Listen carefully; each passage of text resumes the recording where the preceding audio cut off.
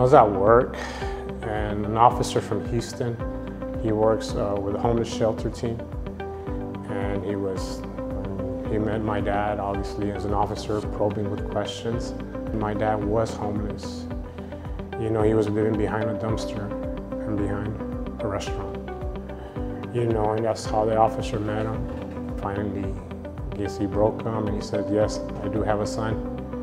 And he still remembered my date of birth, which is amazing, even to this day, because he's 83 years old.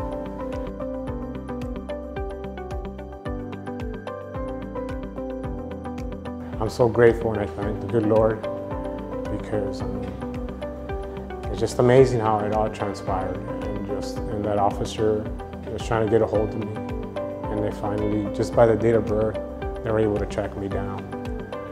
Meeting them for the first time, I just mentioned my name. I didn't know what else to do. It's just like, it was a stranger, you know. But I met him and I said, my name is Eloy Pena. He's like, no, son, it's Eloy Allen Pena.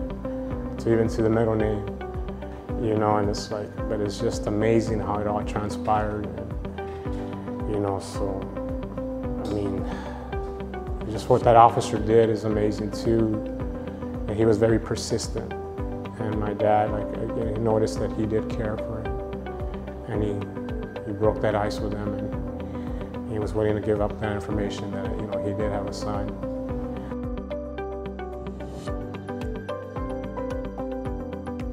I made a trip this summer to go visit my dad, and he's off the streets.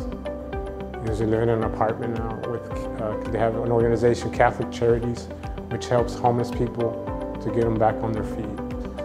So I went, like I said, I went to go visit him, and as far as the little details, like to eat lunch with him, I wanted to take him out. He's like, no, me, I'm okay. You know, so I made him something to eat. So I ate lunch with my dad, and that's a miracle in itself. Just to get to know him. You know, I've already seen him 3 times. You know, from where I met him to where he's at now, it's like a sense of content. You know, and he said he had been homeless for 7 years, you know, so, but I feel it's probably been a little longer, you know, so one thing, like, I do thank God every day, because it's a miracle. It really is, you know. Growing up, my grandparents raised me when I was 2 months old, and I never had ever met my dad. I've heard his voice twice over the phone. To meet him in person, that was the first time.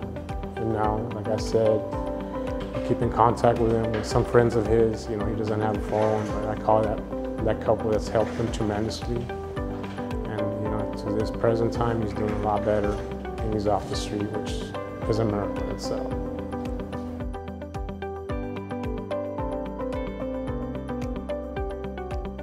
I've been coached for 7 years, my 7th year, and my teaching is my 8th year. And one thing I always tell my students is that never lose hope, never give up. Some students have come back and tell me the impact I've left in their lives. And that's what keeps me going, you know, because, like I said, I always try to tell them to never give up. Life's not easy, but my life experiences have helped me tremendously to impact, to reach out to those students that are hurting, because I know how it is.